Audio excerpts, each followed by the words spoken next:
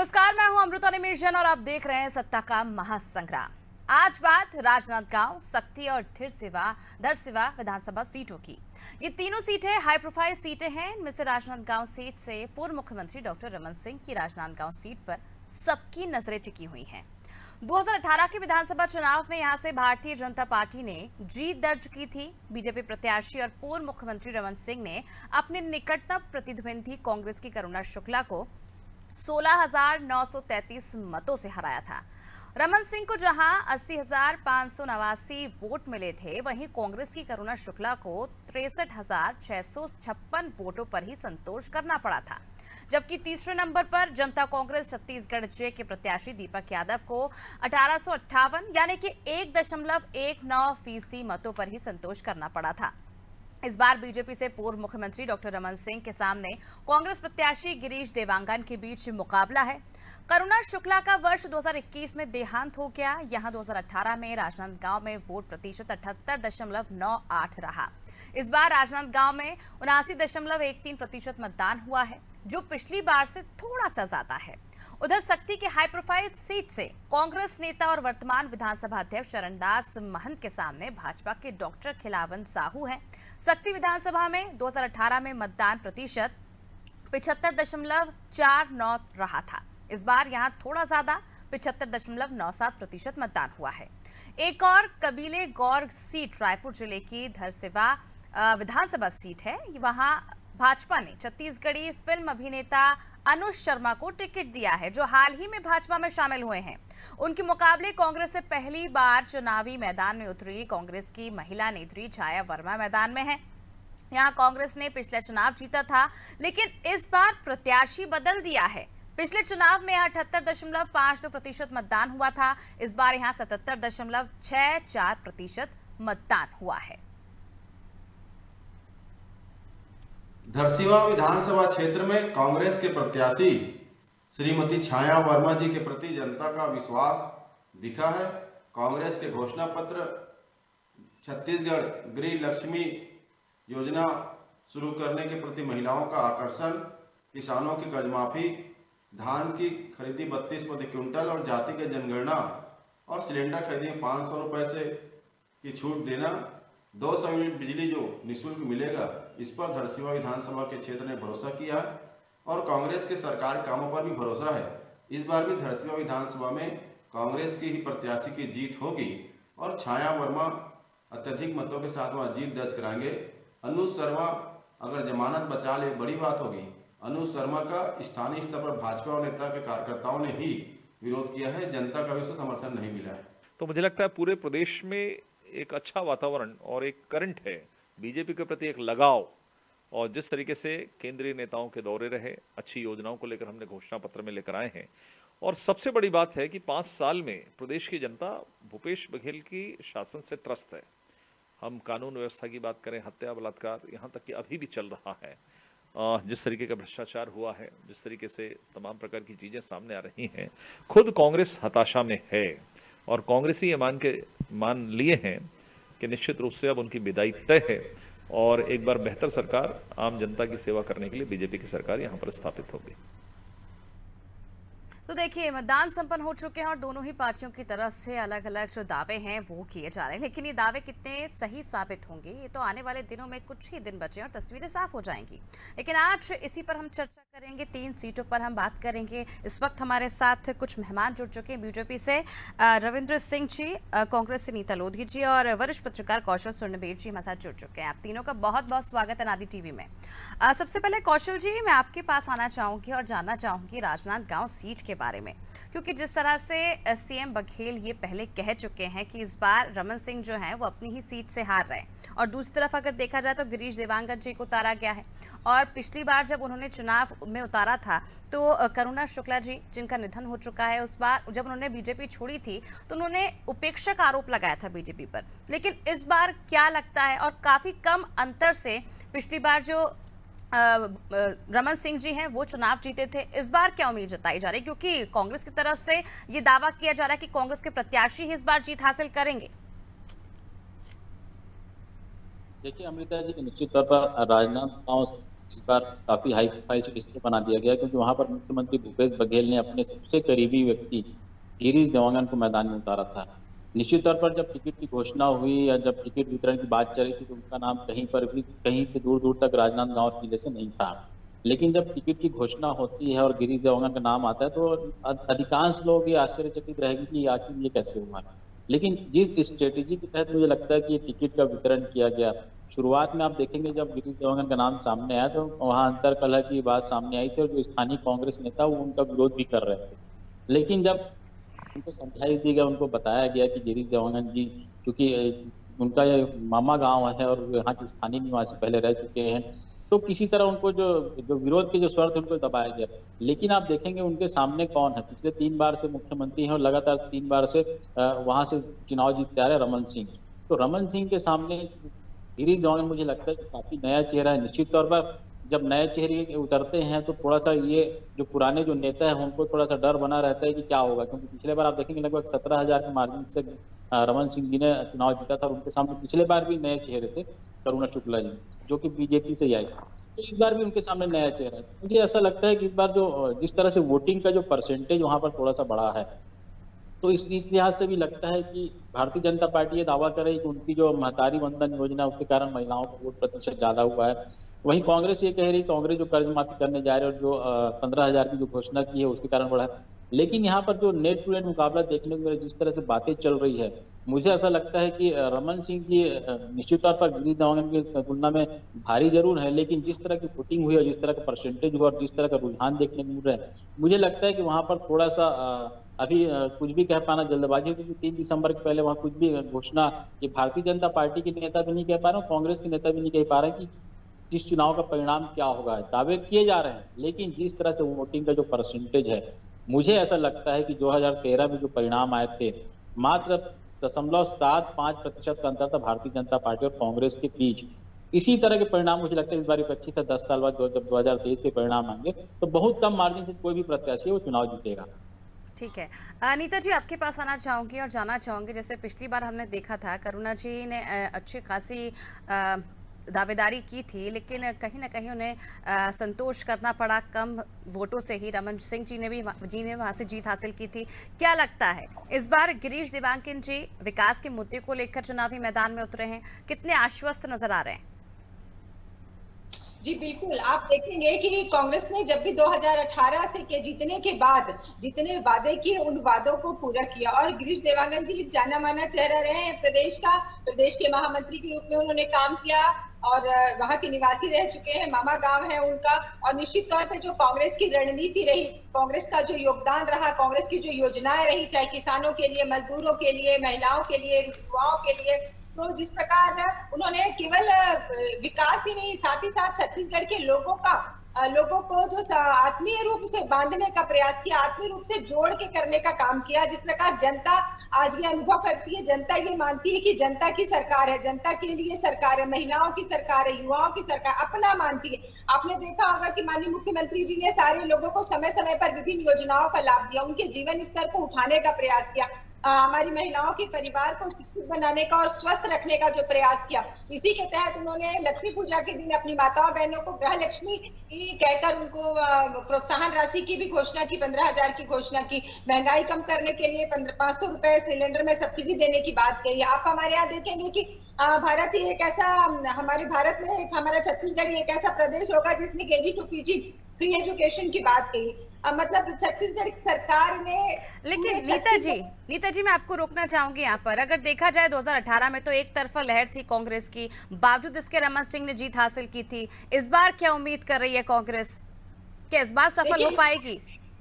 कांटे की टक्कर रही और आप देखिएगा कि देवांगन जी की जीत होगी, बहुत कम अंत का, मतलब बहुत ही कम टारगेट रहेगा जीत हार का। और मैं तो ये कहना चाहूंगी कि रमन सिंह जी कितना भी कर ले, रमन सिंह जी की भ्रष्टाचारी, रमन सिंह जी की बीजेपी की गलत नीति लोग जान चुके हैं, समझ चुके हैं और इस बार देखिएगा कि कांग्रेस की विजय होगी। आपने देखा होगा जितने भ्रष्टाचार हुए, चाहे चिट फंड घोटाला हो जाए, चाहे पनामा पेपर घोटाला हो जाए, चाहे दवाइयों का भ्रष्टाचार में आप ले ले, राखोडवा कार्ड हो गया, गर्भाशय कांड हो गया। तो 15 साल तक रमन सिंह जी को हमारी कौशल्या माता का मंदिर नाम याद नहीं आया। भारतीय जनता पार्टी के लोग केवल राम के नाम पर और महिलाओं को लोग वादे देकर जीतने का प्रयास करते हैं, पर कांग्रेस पार्टी ने राम को पूजा है, महिलाओं के जीवन स्तर को ऊंचा उठाने का काम किया है। यदि कौशल्या माता का इतना पुराना मंदिर चंदपुरी वाला आज विश्व प्रसिद्ध हुआ है तो वो कांग्रेस कमेटी का, कांग्रेस पार्टी की देन है। भूपेश बघेल जी की सोच रही कि दंड कार्य। निधि जी, एक तरफ आप कहती कि राम के नाम पे बीजेपी वोट बटोरती है, यहाँ पर आप खुद गुणगान कर रही कि कांग्रेस पार्टी ने राम के लिए, कौशल्या देवी के लिए क्या किया।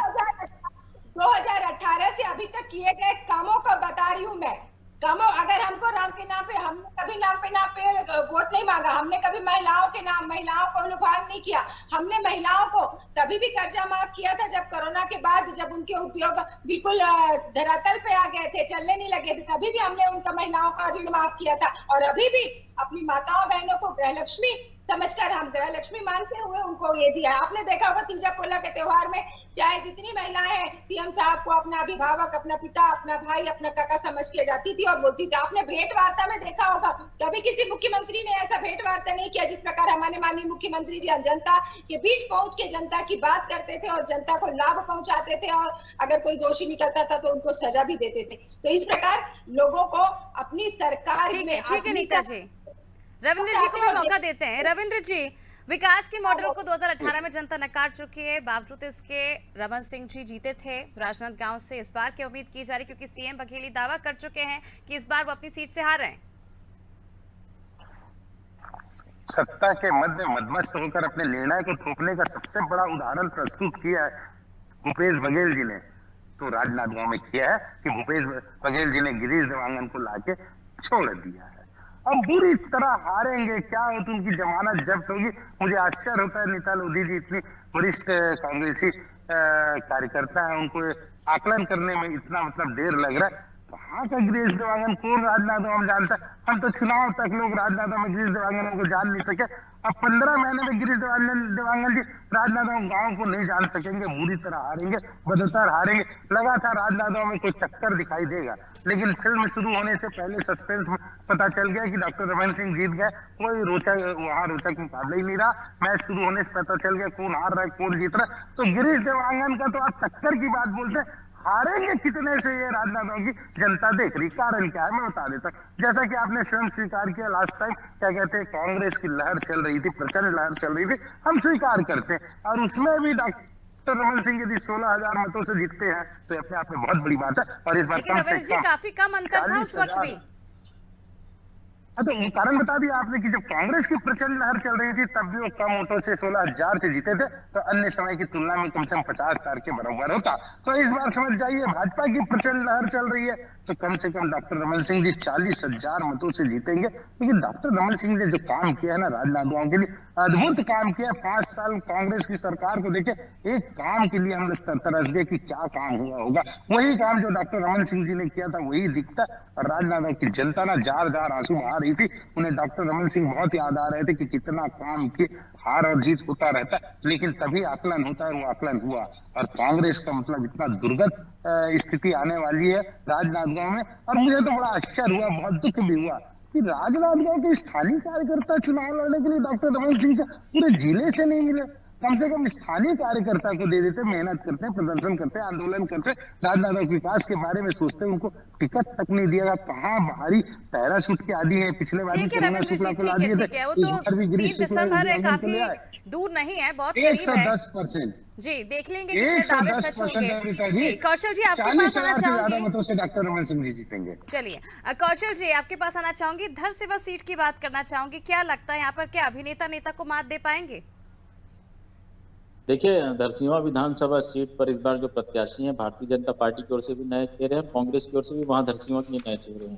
क्योंकि आप देखेंगे जिस तरह पिछले बार विधानसभा चुनाव में 2 बार के जो विधायक थे देवजी भाई पटेल, उनके सामने जो झीरम घाटी शहादत में जो शहीद हुए थे, उनकी धर्म पत्नी अनीता शर्मा को उतारा गया था मैदान में और उन्होंने जीत दर्ज की थी। इस बार चूंकि पिछले बार भी लगभग मुकाबला बहुत ज्यादा कठिन था और कम वोटों से ही जीती थी। इस बार आप देखेंगे शुरू में जब छाया वर्मा को धरसींवा विधानसभा से टिकट दिया गया, तो जो अनीता शर्मा के जो वर्तमान विधायक उनके जो समर्थक है उनमें काफी नाराजगी थी कि इनको यहाँ से टिकट क्यों दिया गया है। उसके अलावा कई और भी दावेदार थे जो वहाँ के ब्लॉक कांग्रेस अध्यक्ष, प्रदेश के महामंत्री, उसके अलावा कई दावेदार थे धरसींवा से जो वहाँ से चुनाव लड़ना चाह रहे थे। लेकिन एन समय में जो नए चेहरा, जिस तरह गिरीश देवांगन को वहां पर उतारा गया, उसी तरह धरसींवा सीट से भी जो छाया वर्मा का नाम था वो भी अप्रत्याशित रहा है, क्योंकि वो लगभग बलौदाबाद बाजार तरफ से तैयारी कर रही थी।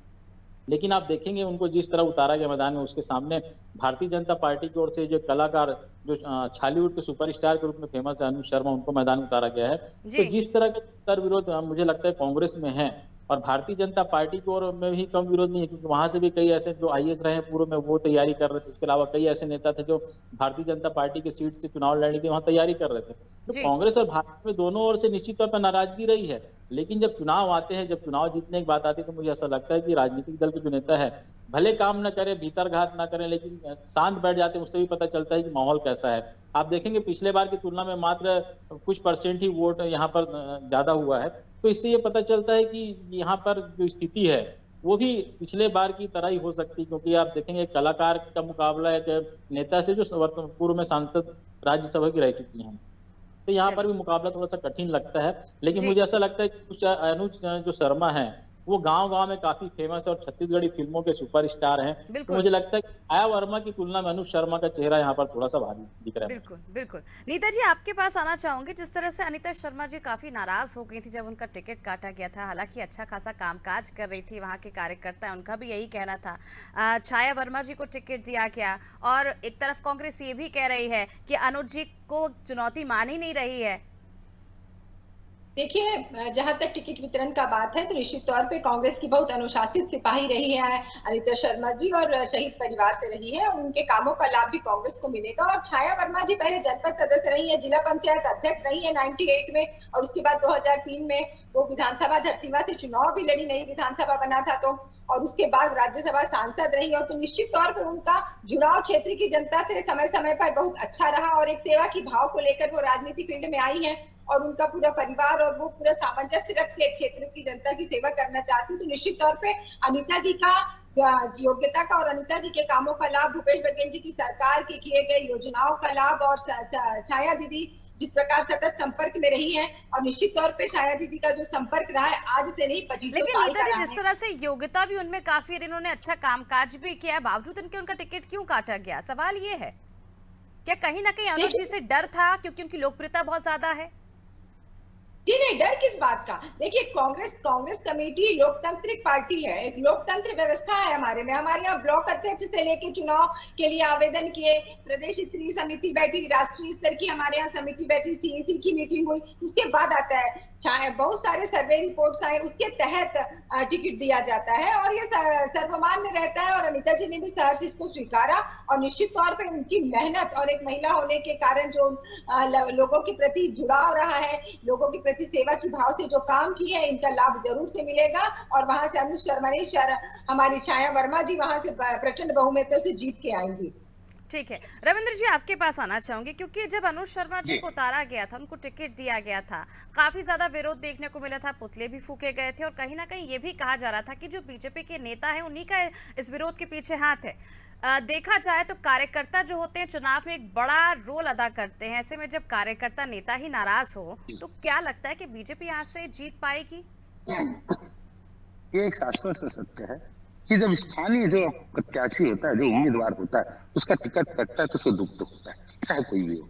और जब अनुज शर्मा जी वहां आए तो निश्चित रूप से जो प्रत्याशी थे, जो दावेदार थे, उनमें नाराजगी तो होना ही था। लेकिन सबसे बड़ी बात है, अनुज शर्मा जी रायपुर से लगे हुए धरसींवा क्षेत्र के रहवासी, भाटापारा उनका आसपास का क्षेत्र पड़ता, और वो सबसे बड़ी बात है छत्तीसगढ़ का एक सेलिब्रिटी है, एक स्टार है, तो इसलिए उनको दिया।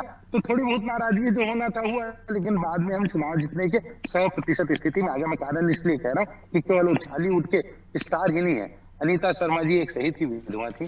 और मजे की बात, वही धरसींवा ब्लॉक कांग्रेस है जहां से अनीता शर्मा की अध्यक्षता में प्रस्ताव पारित हुआ था कि यहाँ शराब 20 रुपए प्रति मतलब पौवा ज्यादा बिक रहा है। पहली बार ना उस सरकार के विरुद्ध में धरसींवा ब्लॉक से ये प्रस्ताव पारित हुआ था। और अवैध शराब की बिक्री इतनी है कि धरसींवा ब्लॉक के लोग तरस हो गए थे, क्या दारू बिक रही है। यही सब कारणों से उसका टिकट काटा गया। अनीता शर्मा जी के बस उनका एक दोस्त था, उन्होंने सच्चाई को बयान कर दिया था, भूपेश बघेल जी की गड़बड़ियों को उजागर कर दिया था और अनीता शर्मा इतनी बुरी थी, तो फिर इनके तो पूरे विधायक बुरे ही चल रहे हैं ना भाई, तभी तो टीम के एमएलसी तय था। जैसे कि नीता लोधी जी बोल रही, अब इनके एक झूठ का पर्दाफाश करता हूँ। नीता लोधी जी ने कहा कि ब्लॉक स्तर से हम क्या कहते हैं आवेदन मंगवाते, और सर्वे में जो रिपोर्ट आता है कि आखिर कार्यकर्ताओं नेताओं की चलती है, फिर जो लोकप्रियता अनुज जी की वो काम करती है इस सीट पर। कौशल जी आपके पास आना चाहूंगी, आखिरी सीट की चर्चा करना चाहूंगी। शक्ति की अगर हम बात करें तो हमने देखा था 2018 में डॉक्टर चरणदास महंत की एक तरफा जीत हुई थी, और इस बार खिलवान साहू जी को उतारा गया है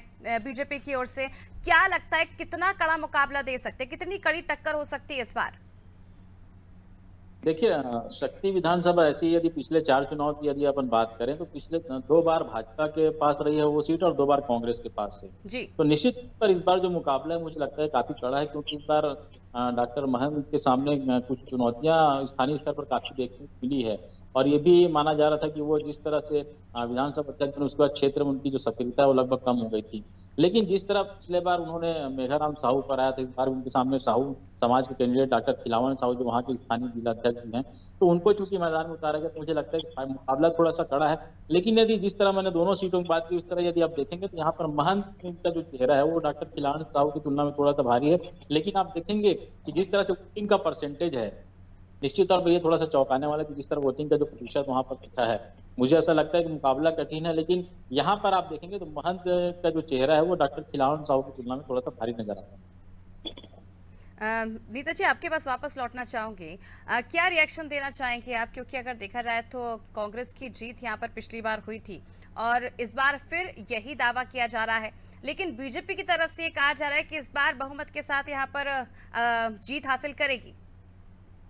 मैं तो ये कहना चाहूंगी, हमारे डॉक्टर चरणदास महंत जी बहुत ही सुलझे हुए नेता हैं और हमारे प्रदेश के बहुत अच्छे नेता हैं, पिछड़े वर्ग से आते हैं, और निश्चित तौर पे अगर आप जाके देखें, मैं तो आमंत्रित करना चाहूंगी भारतीय जनता पार्टी के लोगों को, आके देखें, क्षेत्र में विकास देखें, शक्ति को एक नया जिले के स्वरूप में देखें, वहाँ के विकास कार्यों को देखें। यहाँ ऐतिहासिक विकास कार्य हुए, चाहे शिक्षा के लिए हो, चाहे स्वास्थ्य के लिए हो, सौंदर्यीकरण के लिए हो, नए जिले बनने के कारण लोगों को अत्यंत सुविधा मिल पाई है। और निश्चित तौर पे आप देखें कहीं भी नहीं लगता। नीता जी ये तो आप कह रही हैं, विश्लेषण तो यही कह रहा है राजनीतिकारों का कि जो सक्रियता है उनकी पहले के मुताबिक काफी कम हुई है। जी नहीं, सक्रिय देखिए, वो अपने क्षेत्र के साथ साथ पूरे प्रदेश में सक्रिय रहे हैं, ऐसा नहीं।